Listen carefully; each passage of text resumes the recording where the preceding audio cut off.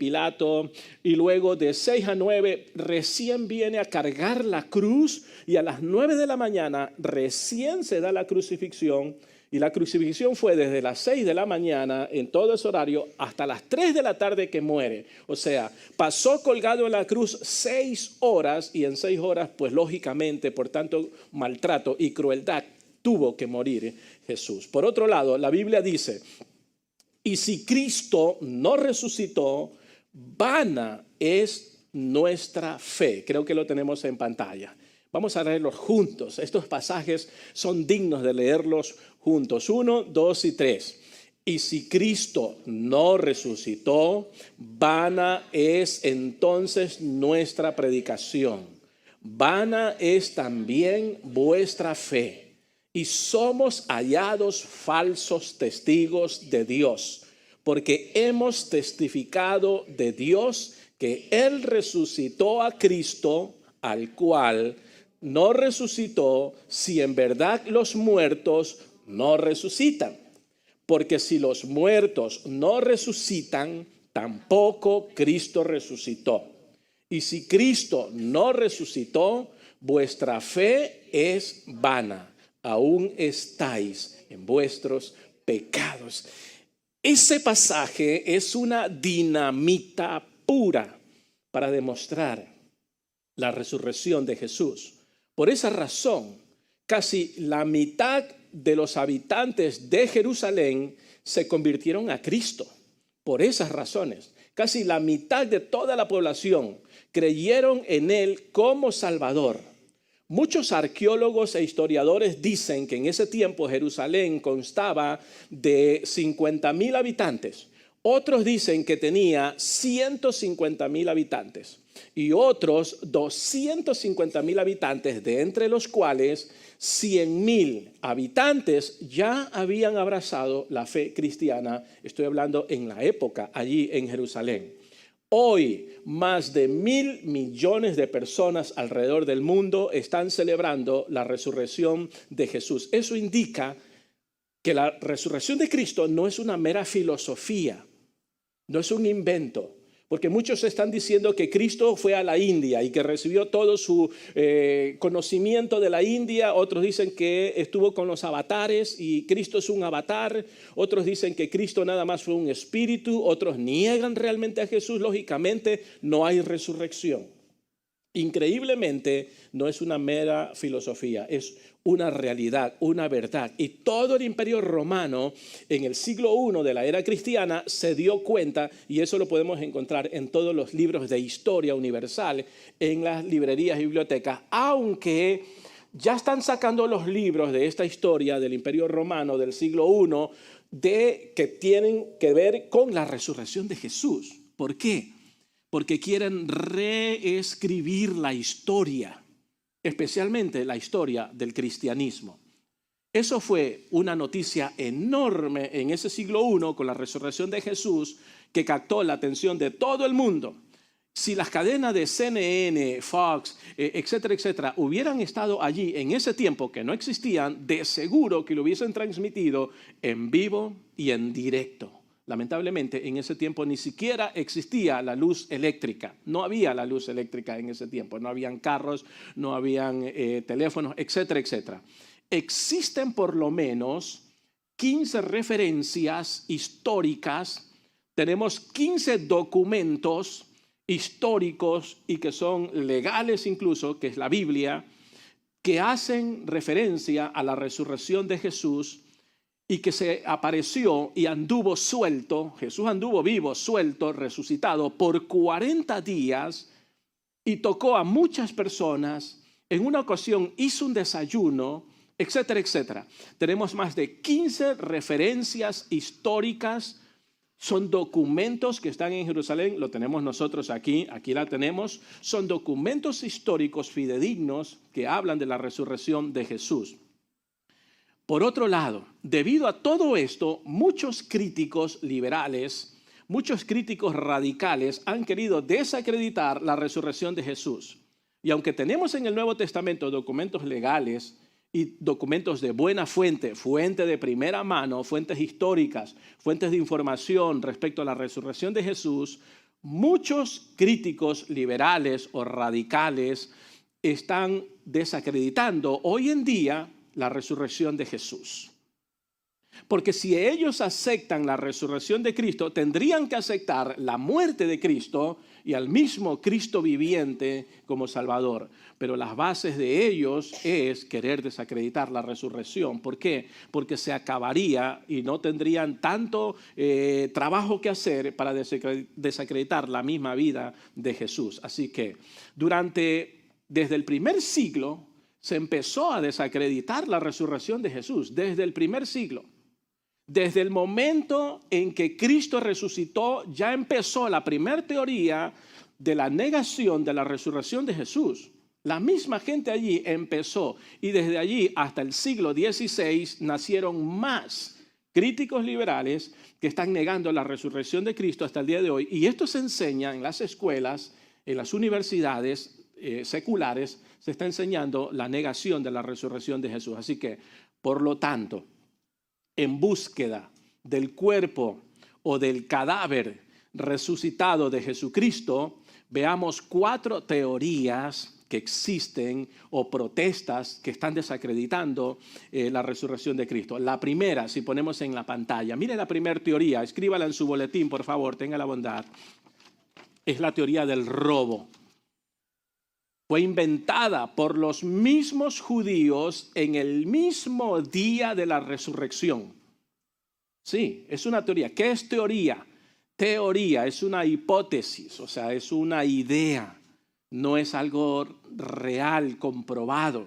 Eso es una teoría, una hipótesis, un creo, parece, a lo mejor, para ponerlo en palabras más simples. Y la primera teoría es la teoría del robo. Y fue inventada en el mismo día de la resurrección.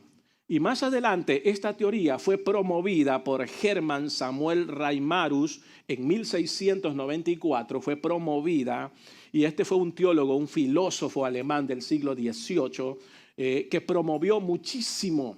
Nuevamente agarró esta teoría que nació en el mismo día de la resurrección, en 1600, viene, agarra y comienza a promoverla al mundo entero y hoy se enseñan en las universidades. Pero ¿qué dice la Biblia? Veamos lo que dice la Biblia, si lo ponemos en pantalla. Vamos a leerlo juntos, porque este pasaje me encanta.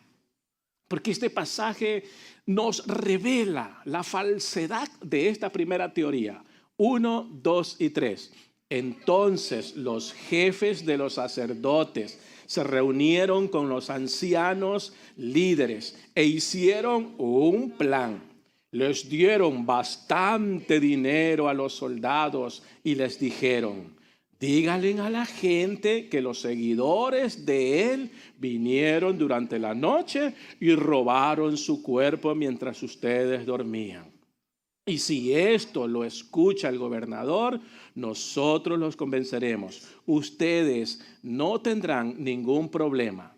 Los soldados recibieron el dinero e hicieron como les mandaron. Así que esta es la versión de los judíos sí que hicieron circular y sigue vigente hasta... ¡Wow! La teoría del robo. ¿Cuándo nació la teoría del robo? Que Cristo no resucitó, nada más robaron el cuerpo, no resucitó. Desde el mismo día de la resurrección, los líderes religiosos recurrieron al soborno. ¿Cuánto dinero les dieron para que digan Cristo no resucitó, sino que robaron? ¿Qué dice allí, según la Biblia? Bastante. Muchos shekel en ese tiempo, la moneda oficial, el shekel, muchísimo shekel, increíblemente, mucho. Y ellos recurrieron al soborno para ocultar la verdad ocurrida de la resurrección de Jesús y ellos no querían afrontar la evidencia de la resurrección. ¡Wow! Pero la mentira no fue tan buena. ¿Qué notan ustedes en ese pasaje? Porque la mentira no fue tan buena. ¿Saben por qué? Porque al haber estado realmente los soldados dormidos, no habrían podido saber lo que realmente había sucedido. O sea, la mentira, ni siquiera saben pecar. Créanmelo. Vivimos en el siglo XXI, donde hay creyentes que ni siquiera saben pecar aplicándolo al día de hoy. En ese tiempo del siglo I, ni siquiera sabían mentir. Increíblemente, ¿no? Tremendo. Las autoridades usaron, por ejemplo, la traición para arrestar a Jesús a la medianoche. Usaron una corte ilegal para juzgarlo. Pasó por 6 juicios toda la madrugada. 3 políticos, 3 religiosos, juicios ilegales.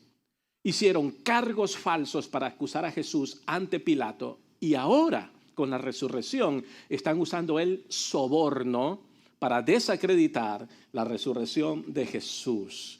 En el mismo día de la resurrección encontramos en la Biblia la primera teoría que está contradiciendo la resurrección de Jesús. La misma gente, increíble. Número 2, veamos la segunda teoría, la teoría del desmayo. Escriban la palabra, la teoría del desmayo.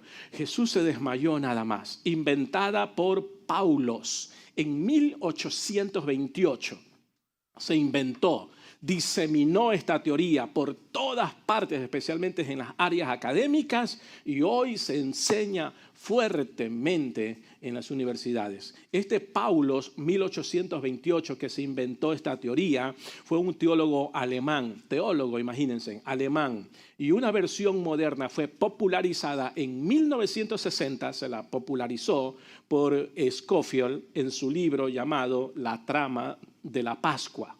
Escribió un libro diciendo la trama de la Pascua, o sea, negando la resurrección de Jesús, y se han usado especialmente en Europa, en Alemania, como libros de texto para los estudiantes. Increíble todo esto. No puedo creer realmente. Ellos afirman que Jesús no murió realmente. Esa es la afirmación. Sino que nada más se desmayó por causa de agotamiento físico y por la pérdida de sangre. Ellos dicen, todos los creyeron muerto a Jesús. Todo mundo lo creyó muerto. Y Jesús fue sepultado vivo por un error. Así dicen ellos. Pero más tarde recobró el conocimiento y los discípulos pensaron que se trataba de una resurrección. Esa es la teoría de ellos, increíblemente. Pero ¿qué dice la Biblia? Dígale a su vecino, ayúdeme a predicar, pregúntele. ¿Pero qué dice la Biblia? ¿Cómo desacreditamos esta teoría del error? Porque acabamos de leer, si Cristo no resucitó, vana es vuestra fe. Entonces, ¿por qué yo he estado estudiando por 27 años sin parar en los seminarios y sigo estudiando? Y quiero seguir estudiando. No voy a parar de estudiar la Biblia. Sería vano. Entonces, ¿para qué? ¿Por qué estoy aquí? ¿Por qué estamos todos aquí? Leímos, ¿verdad? Vana es vuestra fe. O sea, la vida no tiene color, sabor. Y aquí estamos mirando la razón por la cual quieren desacreditar y han venido desacreditando la resurrección de Jesús. Veamos lo que dice la Biblia. ¿Lo ponemos? Vamos a leer juntos. Marcos 8:31. ¿Qué dice la Biblia? 1, 2 y 3. Y comenzó a enseñarles que le era necesario al Hijo del Hombre padecer mucho y ser desechado por los ancianos, por los principales sacerdotes y por los escribas, y ser muerto y resucitar después de 3 días. ¡Wow! La palabra muerto, subráyelo en su Biblia, y ser muerto, esa es la palabra clave. Porque eso desacredita esta teoría del desmayo. La Biblia dice que Jesús murió. No dice que se desmayó. No tenemos en ninguna hoja de las páginas de la Biblia que hable de un desmayo. Entonces, es una desacreditación decir que Jesús se desmayó, pero que realmente no resucitó. Lo encontramos en Marcos 8:31.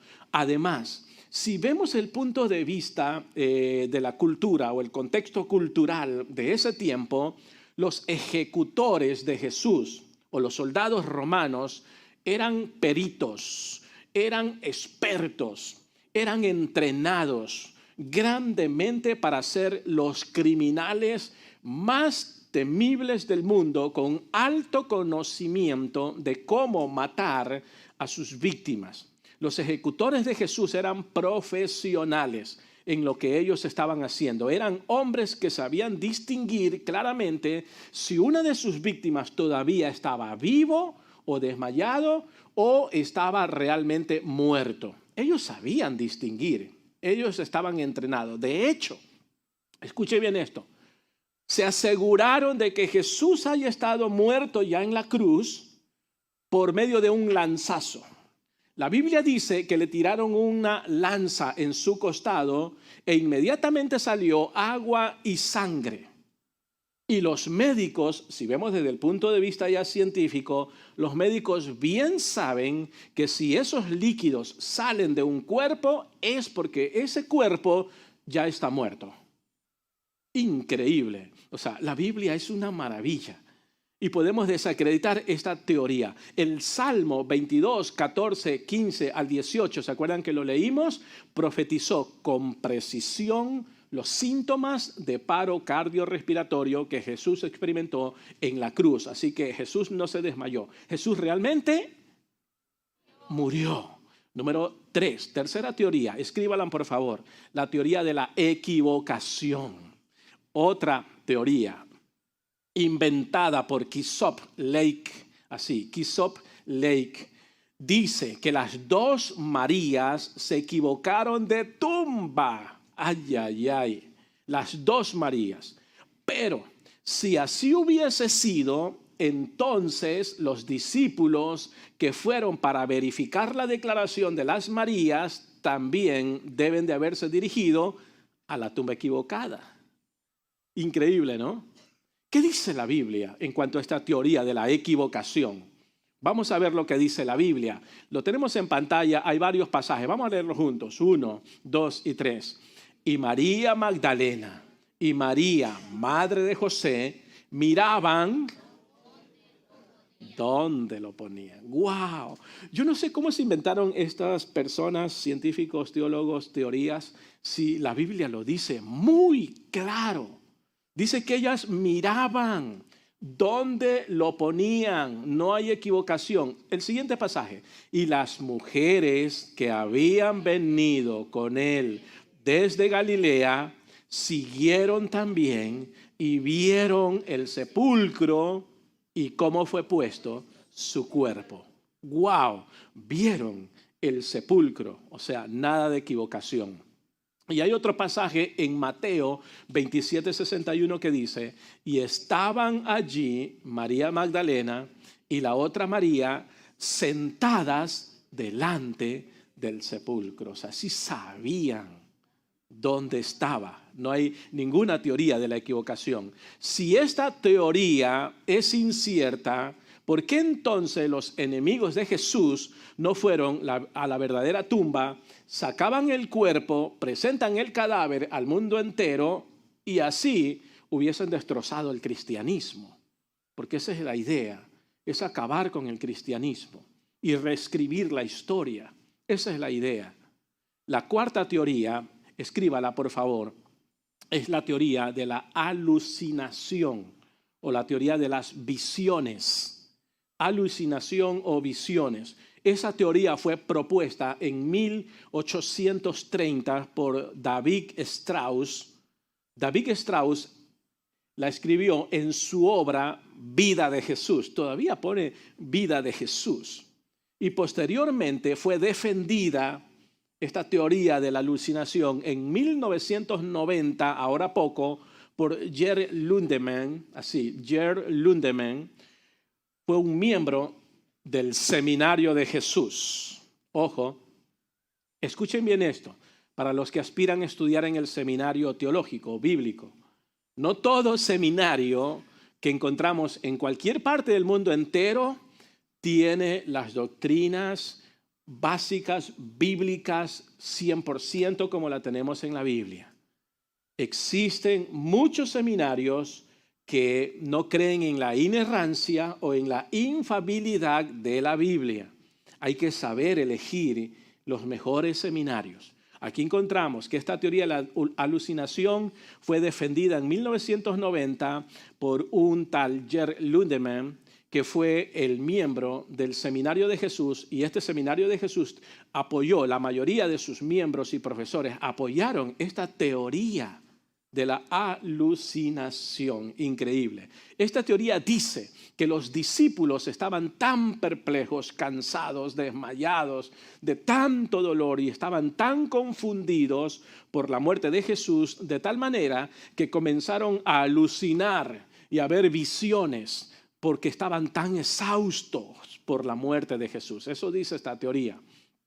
Y las alucinaciones, creo que todos sabemos, la experimentan personas que han sufrido grandes pérdidas o que han tomado drogas, y ellos empiezan a oler, ellos empiezan a sentir y a ver algo que en realidad no existe, porque están bajo estos efectos, ya sean efectos por fármacos o químicos o drogas, o ya sean por efectos sentimentales profundos, extremos.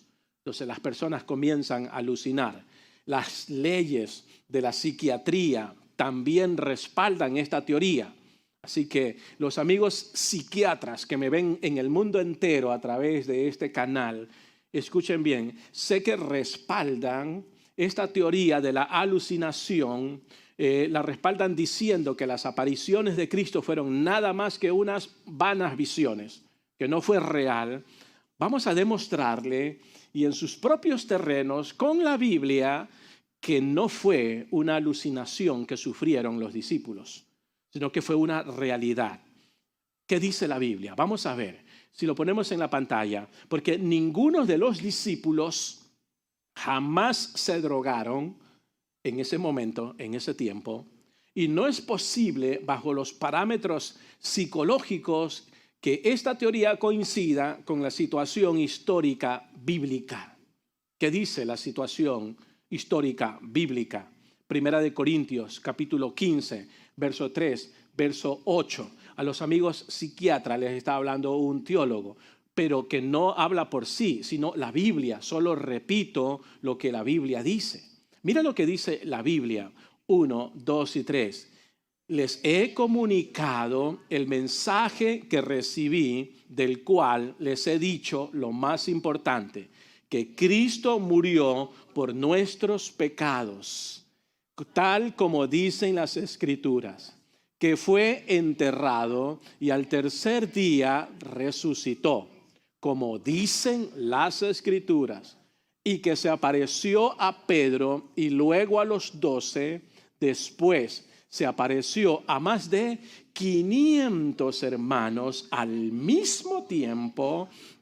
Muchos de ellos todavía están vivos, otros ya han muerto. Luego, Cristo se apareció a Santiago y de nuevo a los apóstoles. Por último, se me apareció a mí. Conmigo fue diferente, como a un bebé nacido a tiempo. ¡Wow! Está claro. No existe eso de tal teoría de la alucinación, que nada más fue que los discípulos estaban mirando visiones y estaban como drogados y que nada más veían ese tipo de cosas. La Biblia aquí está diciendo, esto es increíble, este pasaje es una maravilla.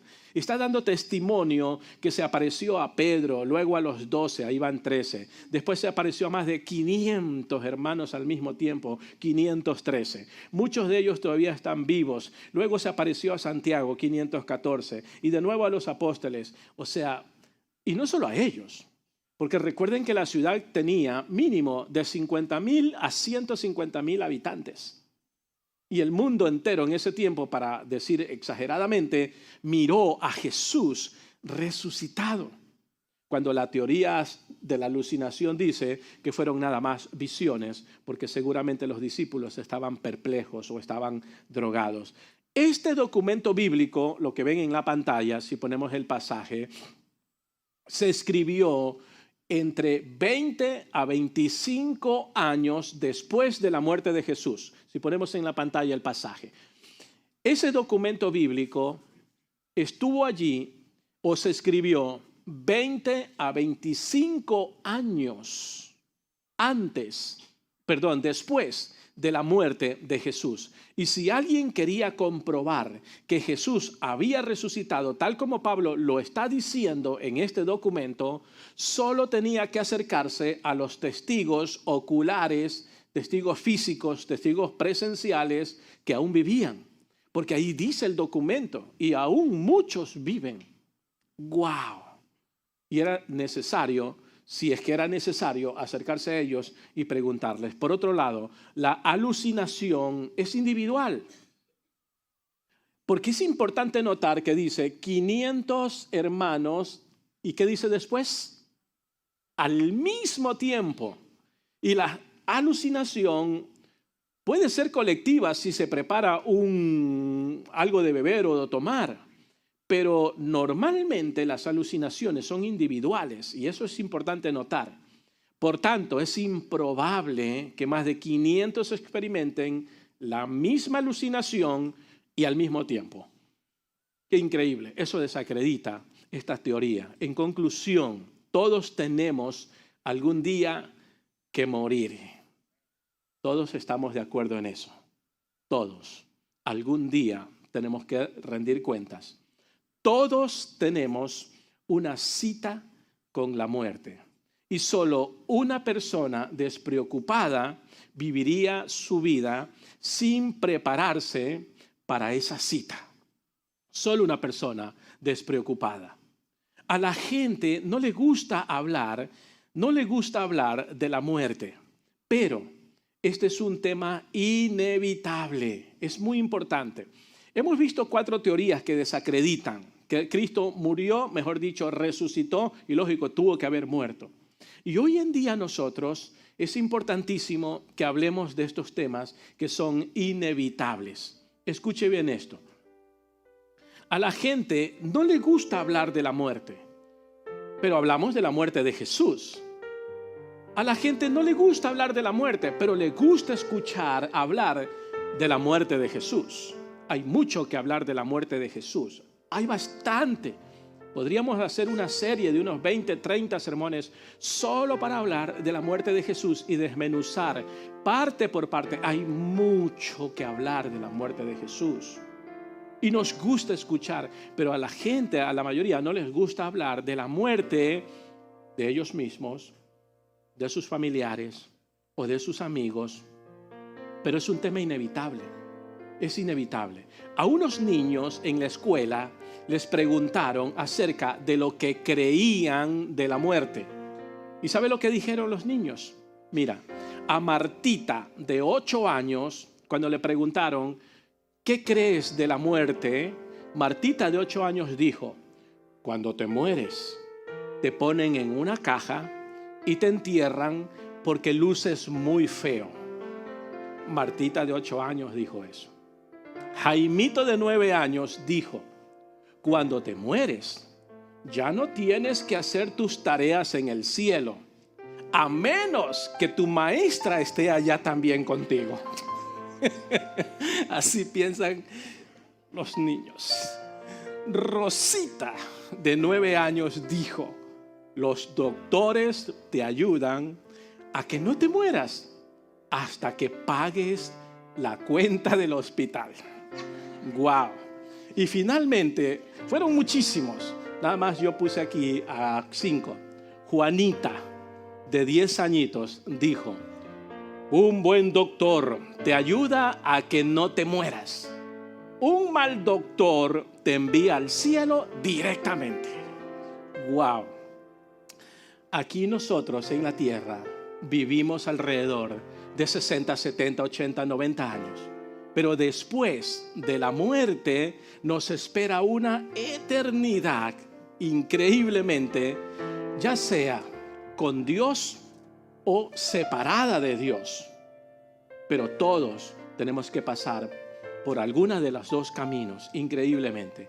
Pero Jesús dice, escríbalo si gusta, Juan 11:25. Mira lo que dice Jesús, me encanta este pasaje. Y este pasaje es parte de mi filosofía de vida. Mira lo que dice Juan 11:25. Dice, yo soy la resurrección y la vida. El que cree en mí, aunque esté muerto, vivirá.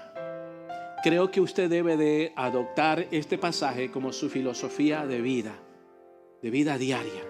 Lo repito, Juan 11:25.